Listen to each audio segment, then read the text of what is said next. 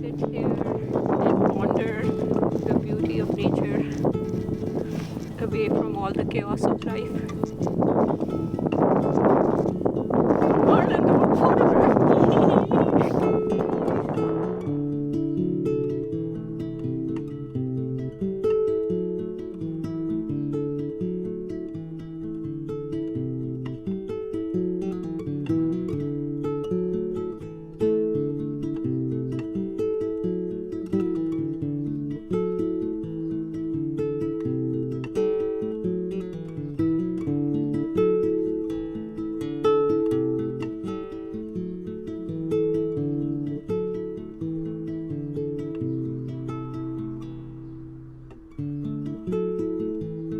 The earth absorbs our grief and transforms it into something new, something that catches light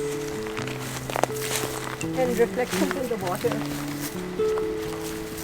The mirror reflection, how beautiful it looks like, with the colors reflected in it. It's like glistening.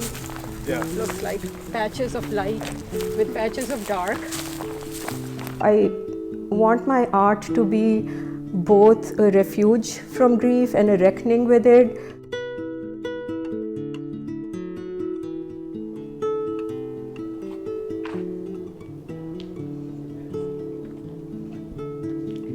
This is the medicine.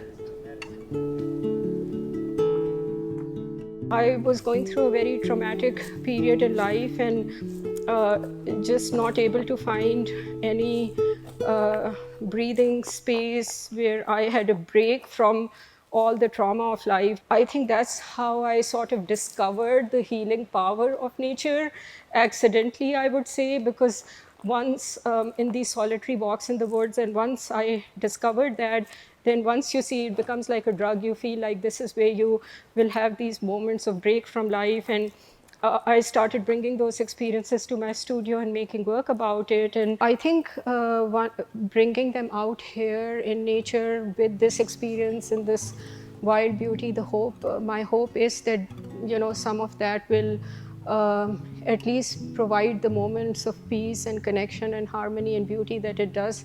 It's not as if it transforms my life forever. You have to go back to the reality and, face new experiences. But at least the moments renew you enough that it produces serotonin in your brains. And so that effect lives on. That tree that is like just literally has fractured and fallen and bending over, touching the earth, and it's so beautiful because it's from all this new life grows. So I think it's a metaphor for life, that nature is malleable, constantly changing. New life grows from the destruction, and there is hope that we can rebuild from the wreckage.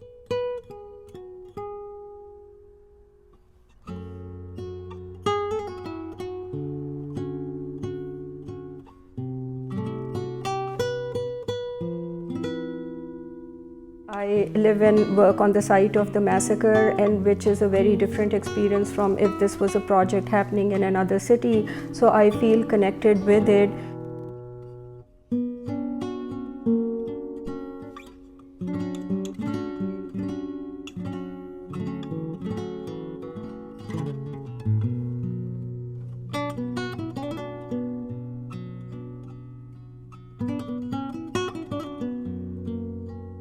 I feel the way to connect with the people who settled here before me and honor their legacy is to contribute work that cultivates in some way uplifting of the community.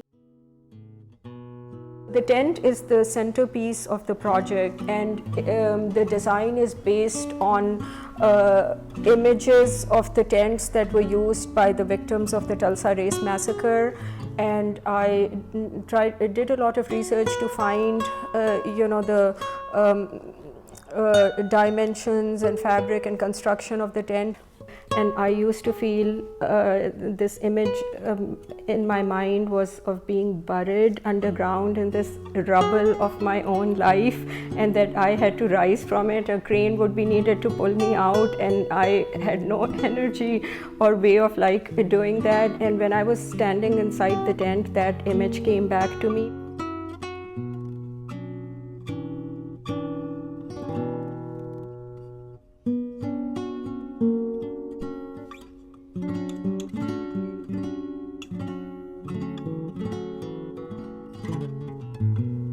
So I was researching for the project and looking at images of fire bombs, and marigolds came to my mind because of the fiery colors, the orange and red colors and yellow colors of the flowers. But in the on the internet, the aerial views of these fire bombs looked like the explosions looked like these blooming flowers as well.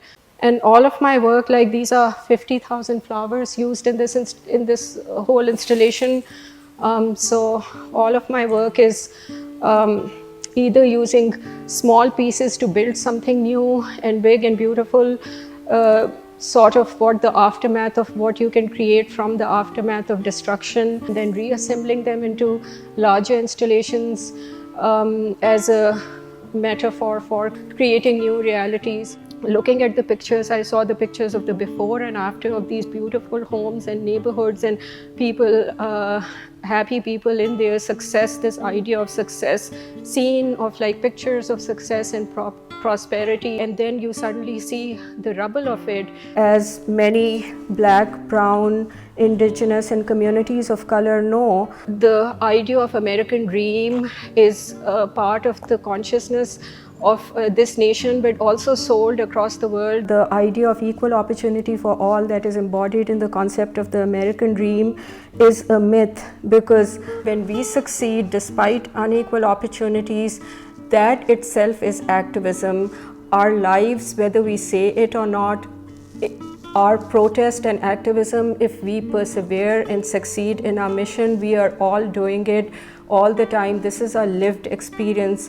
I met Joy, whose grandmother had survived the massacre, and the warmth and love that she gave me and welcomed me and invited me to her home and shared her story and just kind of welcomed me to participate, invited me to even collaborate on her project. And I think the spirit that lives on in people like her, the descendants of the survivors, and you listen to them speak and they have just warmth and love, and she wanted everybody to be a part of telling the story.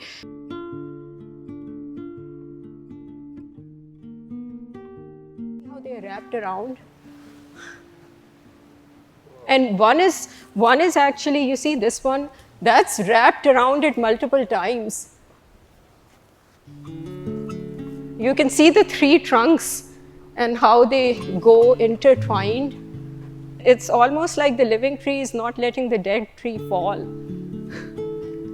I think the spirit that lives on in people, the descendants of the survivors, and you listen to them speak and they have just warmth and love, and she wanted everybody to be a part of telling the story. There's just so much harmony in it. We have shared histories of suffering, of state-sponsored violence, white supremacy, but we also have a universal process of healing that is rooted in our connection with the earth and in connection with each other. My work takes us back to the connection with the earth for that purpose. I was working on the project when visiting my dad, who was critically ill and later passed away. The city was in full bloom with the flowers, covered with flowers, and while I am designing memorials to honor the people who lost their lives in the process of the work, the flowers have also come to symbolize a personal memorial for me. Yeah, I think that was really powerful for me to, be a part of this project. That has been a powerful experience. It's been a life transformative experience for me as well.